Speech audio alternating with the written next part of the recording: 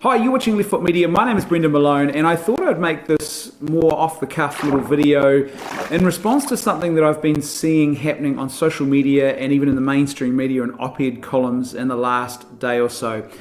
Basically, in the wake of the Notre Dame fire, there are now people who are criticising, attacking and passing judgment upon the motives and the actions of those people who have made very generous contributions towards the restoration of Notre Dame in light of the fire and the damage that was done there.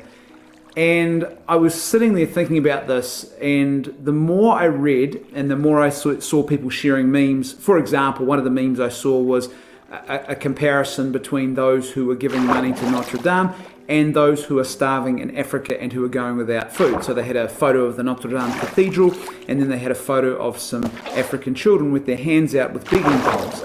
And what was being suggested here was that these people who are giving money, they kind of don't really care about the world. They were being criticised basically for the cause that they were choosing to give money to, in this case to the restoration of Notre Dame.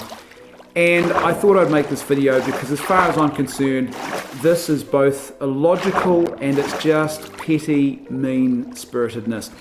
Let me explain to you what I mean. And I'm going to look down at my laptop a little bit here, so please forgive me, because as I said, this is sort of more off the cuff, and I've just taken some notes and I've got them sitting in front of me.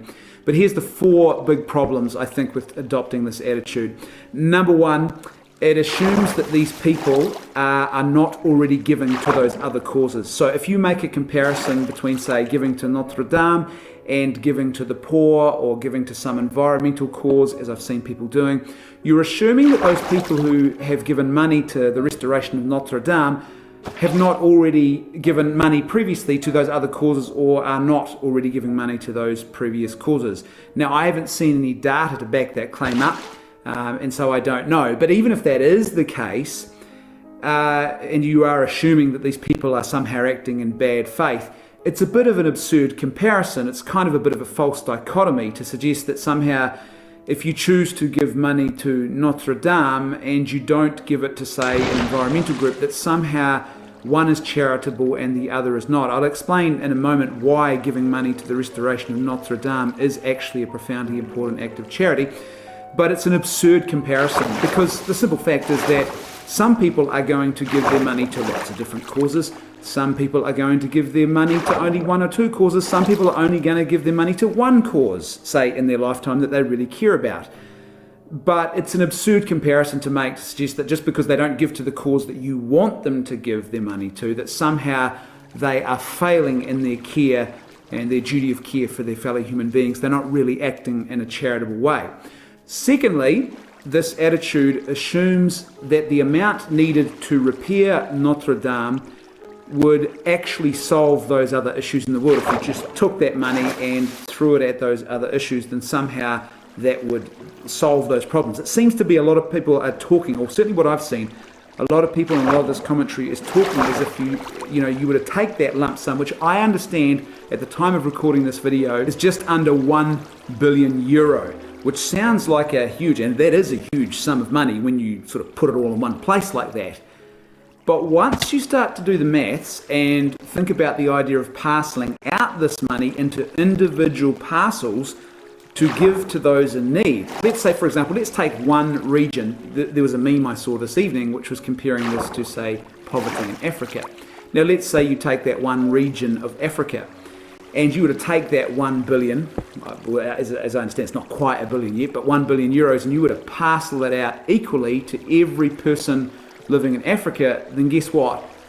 That would mean that each person living in Africa would receive less than €1 or less than $1 each, because there are more than 1.2 billion people who are living in Africa. So this issue is kind of a little bit more complicated than this simplistic notion that you should just take that money and if you throw it at that problem, that will somehow fix it. I would suggest that what you will probably do is you could bring some temporary relief to people in need, but you're not going to solve that problem. It's a lot more complex than just doing that. Now maybe you're sitting there and you're thinking, well, what if you took the money and you gave it to aid organisations? Well, that wouldn't be a particularly good idea, I would suggest, because what you're doing then is you're taking that 1 billion and you are then giving it to organisations who are going to take a percentage of it to pay for their own administration costs. So even less of that money is going to end up in the hands of people who might need it, say, in this case, for argument's sake, in Africa.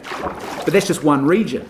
When you start adding in all the other regions of the world and all the other needs and all the other issues in the world that this money could go to, you realise that in actual fact, €1 billion, while it's a massive amount of money that most of us will, could only fantasise about seeing in our lifetime, it actually wouldn't be much more than a drop in the ocean. Now, it could do some good, but it's not going to solve these problems.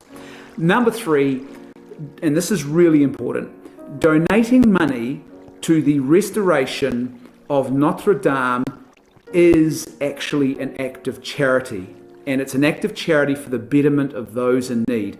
People are talking about this as if giving money to the restoration of Notre Dame is somehow not charitable. It actually is, and it's a profoundly good act of charity. How can that be? Well, I'm glad you asked. Let me give you the 4 reasons why this is actually a profound act of good for humanity that you'd be doing if you gave money to that cause. First of all, you are giving money to restore a place that will bring spiritual and psychological comfort to millions of people, not just today, but for decades or possibly even centuries to come. People will go to that place and they will find spiritual comfort, spiritual nourishment, encouragement, psychological comfort, nourishment, and motivation, etc. This building, once it's fully restored, this house of worship that people will come to, and people come to this place from all over the world, the impact of this place really can't be understated, and just how important that could be in the life of a person. This building and someone coming to visit it could literally be the difference between that person taking their own life or choosing to carry on living life to the fullest. That's how profound the impact of this place could be. And so I would suggest to you, on that level alone, this is already on a par with providing, say, for the material needs of another person who might be in desperate need. Secondly, if you give money to the Notre Dame cause, then what you are doing is you are giving money to restore an important historical treasure. You are actually giving those people who are alive today and future generations as well, because this is important. It's not just for today, it's also for future generations. you are giving them the gift of their heritage and their patrimony, because this building is a profoundly important piece of heritage. It is a profoundly important part of our Western history. Not just for people who live in France, but wider Europe and also the wider West. It has profound significance. And it's not just about the building itself and the history wrapped up in it. It's not just about the age of the building. It's not just about the relics and the artworks and everything else that's there. There's things like, as I understand it, and correct me if I'm wrong, but as I remember reading about this some years ago, I believe the world's oldest, most continuously operating hospital is attached to the side of the cathedral at Notre Dame. So, like, this place has some pretty important significance, and giving people the gift of their heritage, like, this is a really important cultural touchstone. So, to actually give people that touchstone where they can actually go and be present, the impact of encountering history in that way cannot be understated.